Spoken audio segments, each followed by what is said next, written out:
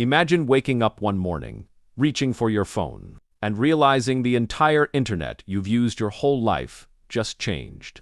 For over 20 years, Africa has been forced to send its data across oceans, renting space on servers owned by corporations in California and Seattle, build platforms. They built gates, and every African had to pay to walk through them. But today, something historic has happened. Africa flipped the switch on its own Continental Internet Exchange. It's not just about faster downloads. It's not just about cheaper data. It's about something far greater: digital independence. And the world is watching, because this is not only Africa's story. It's a challenge to Silicon Valley's monopoly and to Washington's influence over the web itself. So here's the question: what happens when 1.4 billion people stop renting space on America's digital highways and start paving their own? Stay with me, because by the end, you'll see why this is not just an African headline. It could be the start of a post-Google era. For decades, the internet was marketed as universal, borderless, free. But in reality, it was anything but. How it worked before. A student in Lagos searching for African history had their query routed thousands of miles to servers in Europe, then back. A farmer in Burkina Faso, uploading crop data, paid inflated fees because the servers sat in America. A doctor in Nairobi sending patient files risked that data being intercepted and analyzed abroad. It was like mailing a letter to your neighbor, but first flying it to London and back. This system created three big problems. 1.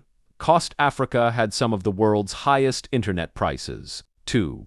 Speed. Delays of seconds turned into hours when streaming or transferring files. 3. Control. Every click, email, and payment passed under surveillance by Western corporations. And here's the hidden truth: Africa wasn't poor in demand.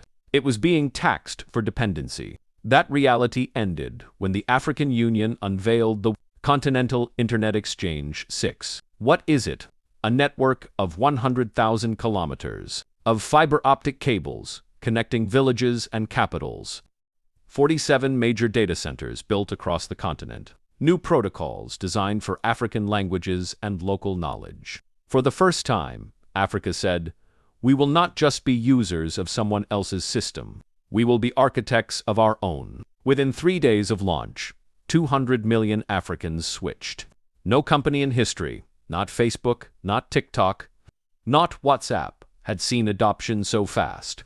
Why? Because the new system was faster, cheaper, and finally, African voices appeared first in search results. Let's bring this down to the human level. In Burkina Faso, a young entrepreneur designs an app for farmers. Before, her app's traffic had to bounce through Europe, costing time and money. Now, her neighbors access it instantly, in their own language. In Nairobi, students who once waited hours for downloads can now stream lectures smoothly. In rural clinics, doctors share medical files safely without exposing data to Silicon Valley's servers. And in Lagos, businesses see transaction fees drop overnight because payments no longer travel through foreign banks. This is not just technology. It is freedom in practice. Now imagine you're sitting in Google's headquarters in California. You see a map of Africa lighting up with adoption rates climbing by the second.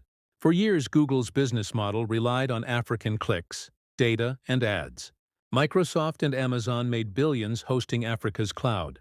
Suddenly, all of that revenue, estimated at $50 billion a year, is evaporating. Here's the kicker: this new African system is incompatible by design. Google can't just copy it, buy it, or force it open. It would need to rebuild its entire infrastructure. The panic wasn't just in boardrooms.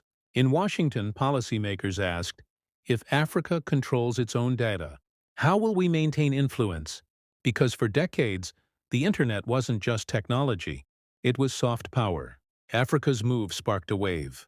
In South America, leaders announced they were studying the model to build their own regional internet. In Asia, governments explored alternatives to Silicon Valley's grip. Even in Europe, some asked, if Africa can build sovereignty, why can't we? Suddenly, the very idea of a single global internet began to fracture.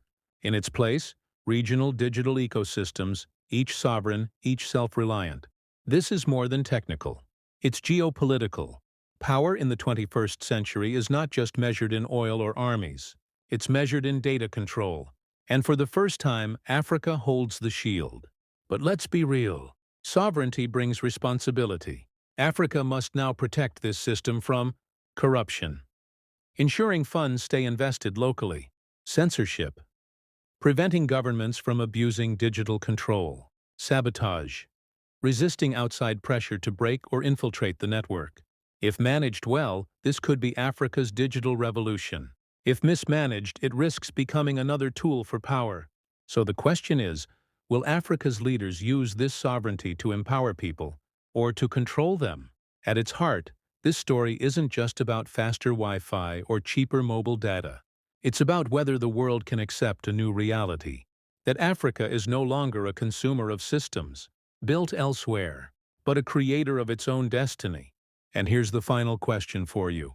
Is this the beginning of the end for digital colonialism? Or is it the start of an even bigger battle for control of the internet itself? Because when Africa flipped the switch, it didn't just change its own future, it challenged the architecture of the entire digital age.